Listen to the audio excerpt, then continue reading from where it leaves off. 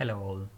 In this tutorial we will see more about the software modules in an iConnect, especially the FTP files.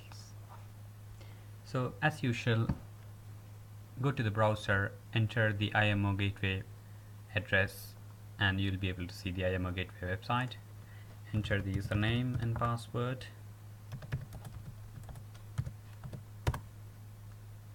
And here you'll be able to see the IMO gateway after login. And this is your iConnect. Here under modules we have all the different type of modules. So here we have the repository modules. So the repository modules are the modules which is available as standard in the IMO gateway, which you will be able to save as a customer module.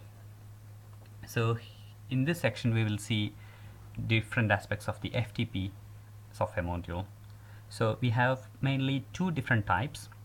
The first type is a device FTP to IMO gateway.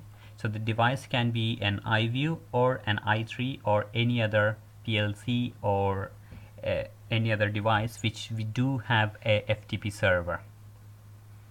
And the other type is device FTP to external FTP server. So in this case we can have the files from a device such as iView, HMI, PLC and so to an external FTP address, whereas in the other one we will copy the files to an IMO gateway server.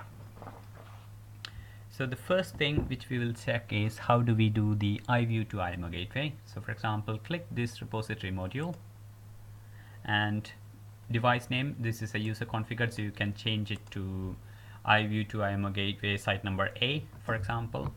The schedule is how often you would like to change the data and synchronize the files to the FTP server. So you can have it from every minute to every particular day of a week, or daily, or every 12 hours or so. This is basically depends on how often you would like to have the files to your FTP server for your remote logging and monitoring.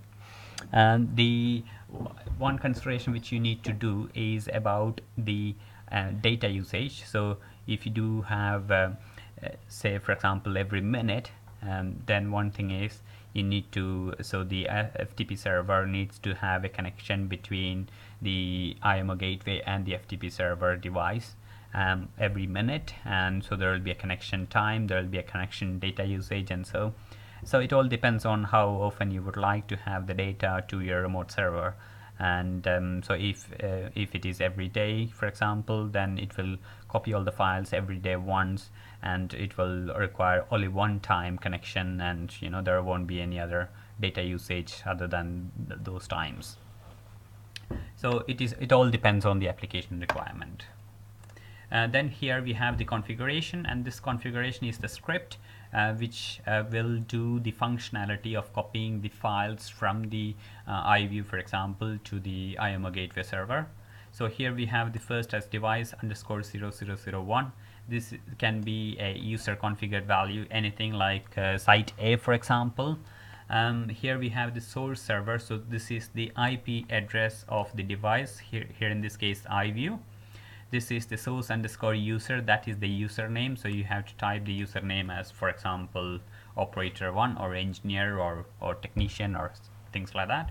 Here we have the source underscore password, so that is the password for this username, and you can enter the correct password there. And here we have the source folder, so from which folder you would like to copy the files and save it to the remote IMO gateway server, so that will be this folder. And then here we have the source files, so what type of extension of files you would like to copy, so whether to copy all the .csv files from this folder /logs, then it will do it, or if it is .txt, it will do that. So it is irrespective of what file type, you just need to type the file type and then it will copy all those type of files from the folder. Here we have delete underscore files is equal to n, so which is whether you would like to delete the files after copying the files from the device to the FTP server, which here in this case is IMO gateway. Here you have suffix underscore timestamp is equal to y, So whether you would like to have a timestamp at the end of the file name. So for example, if the file name is test.csv, then after copying the files to the IMO gateway server, it will have test underscore a timestamp value. It won't be a date, but it will be a unique number based on the UTC time. And save as new, then that will create a new customer module here under the customer modules, and then you will be able to select the new customer modules in your iConnect device by pressing either this link, edit iConnect, or simply clicking this name, and then you will be able to choose the new software module.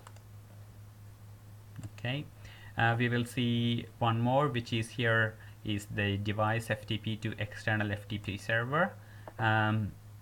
It's again the same thing. You will be able to change the device name. You have to choose a schedule, how often you would like, and here you have configuration. So you have a device name, you have the source server, so again the IP address of the device from which you would like to copy the files to the external FTP server, again the username, the password, the source folder, the source file type, and where is the destination server. So this will be the external FTP server IP address, username, password, destination folder where you would like to save the files to, whether you would like to delete the files after copying and saving the files to external FTP server, whether you would like to have a timestamp for your file name, and you press save as new, and then there will be a new customer module with the new file name.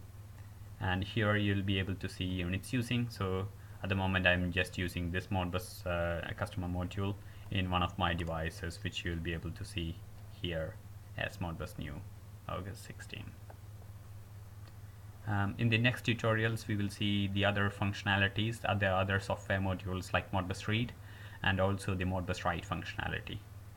Thank you for watching this video.